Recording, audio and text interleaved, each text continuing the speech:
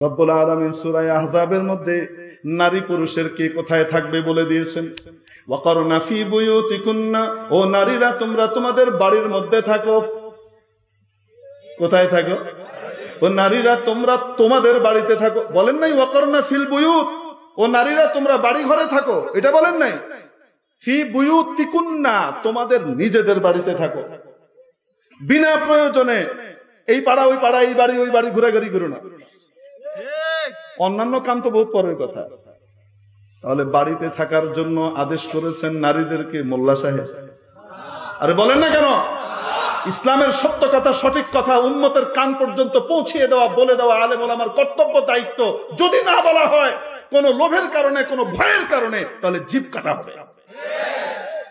কিয়ামতের দিন জিভ কাটা হবে, জবাবদিহি করতে হবে। এজন্য কোরআনের বাণী আমাদেরকে বলতেই হবে, কারো মন ভালো হোক চাই খারাপ হোক, কিছুই বলার নাই। ঠিক কি ঠিক না? থাকতে বলেছেন কি? আরো আসতে বলেন কি? মোল্লা না আল্লাহ? মোল্লা যেটা বলতেছে নিজের পকেট থেকে বলে, নিজের ঘর থেকে এনে বলে, না আল্লাহর কথা বলে? তারপরে হুজুর নারীরা কি তাহলে বাড়ির বাইরে যাবে না, যেতে পারবে না? হ্যাঁ যেতে পারবে। ইসলাম তো অবাস্তব কোন ধর্ম না, বাস্তব ধর্মী, ন্যাচারাল ধর্ম। যেতে পারবে, কিন্তু কিভাবে যাবে বলে দিয়েছেন। ওয়ালা তাবাররাজনা তাবাররুজাল জাহিলিয়াতিল উলা, এমন ভাবে বের হয়ো না যেভাবে জাহিলি যুগের নারীরা এক্সপোজ করে বের হতো, সেভাবে বের হয়ো না। কিভাবে বের হবে?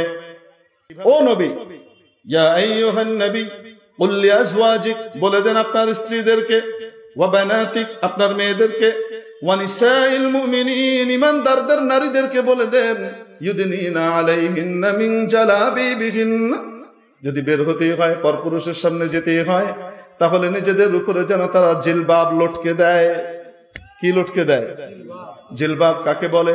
দৈর্ঘ্য প্রস্থে এরকম চওড়া চাদর বা কাপড়কে বলে, যেটার মাঝখানটা মাথার উপরে রাখলে চারিদিক গিয়ে পা পর্যন্ত ঢেকে দেয়, তাকে বলে জিলবাব। তাহলে কিভাবে বের হতে পারবে তার নীতিমালাও মাবুদ বলে দিয়েছেন কি দেন নাই?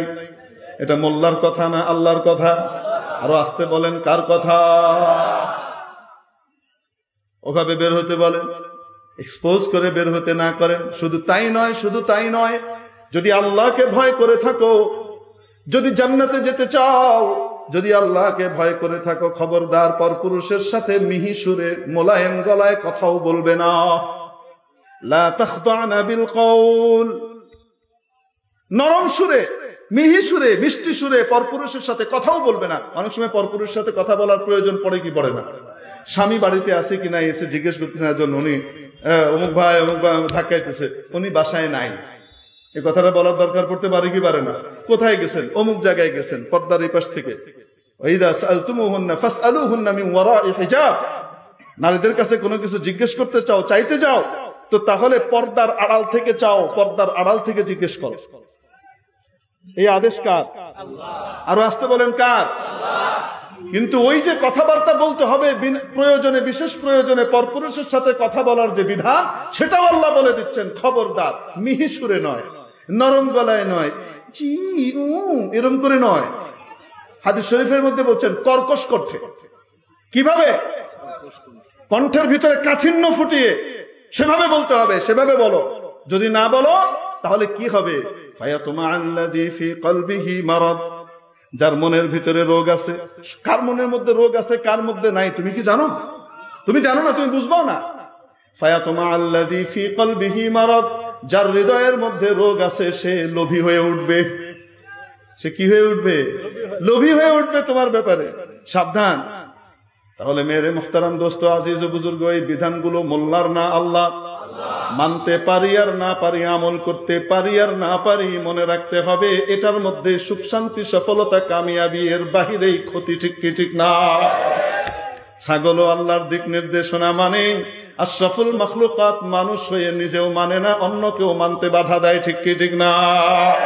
আল্লাহর বিধানের বাইরে নিতে চায়। নেওয়ার দ্বারা কি হয় আসলে বলবো নাকি? হ্যাঁ, মাঝে মাঝে শিয়াল আসে মুরগির খাঁচার পাশে রাতের বেলায়। মালিক মুরগির জন্য ঘর বরাদ্দ করছে, বিকাল হওয়ার সাথে সাথে মুরগিগুলা টপাটপ টপাটপ কোথায় ঢুকে যায়? আরে বলেন না কেন, কোথায় ঢুকে? হ্যাঁ, এখন বুদ্ধিমান মুরগি আছে, তাকে বলা হয়েছে দরজা বন্ধ করে দিবা, মুরগি এরকম করে টেনে দরজার ভিতর দিয়ে আটকায় দিস। শিয়াল মশাই এসে দেখে, বাহ, এই তো ভিতর দিকে আটকানো, তাহলে একটু সিস্টেমে পাম্পট্টি মারলেই তো খোলা যায়। আহা, আপনার কণ্ঠ কি মধুর, কত ভালো আপনার আচরণ, আপনার মতো মানুষ এই পৃথিবীতে মুরগি কত খুব কম পাওয়া যাবে।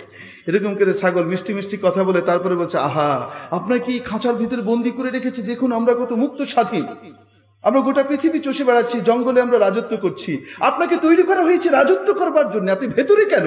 আপনি বাইরে আসেন, আপনি প্রধানমন্ত্রী হন, আপনি সব সামলান, আপনি আসেন তাড়াতাড়ি। শিয়াল মেয়ে হেন থেকে কি করছে, পাম্পট্টি মারছে। বাকি মুরগিরা কয়, এই খবরদার, বাটপাত, সাবধান। মোরগার মুরগি অন্যগুলো মোল্লা যেগুলো আছে কয়, সাবধান, বাটপার, কথা মানিস না, খুললে বিপদ আছে। যেমনি খুলে বলে, না আমি স্বাধীনতা চাই, আমি স্বাধীনতা নেব বলে যখন নাকি দরজা খুলে বাইরে বেরিয়েছে, স্বাধীনতা একদম ঝুঁক মতো পাইছে শিয়ালের।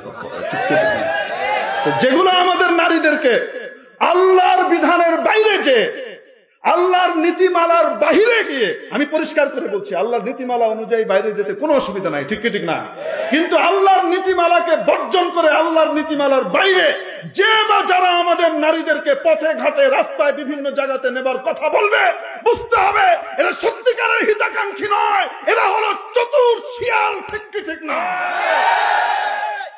বের হয়ে দেখো তারপরে কি করে।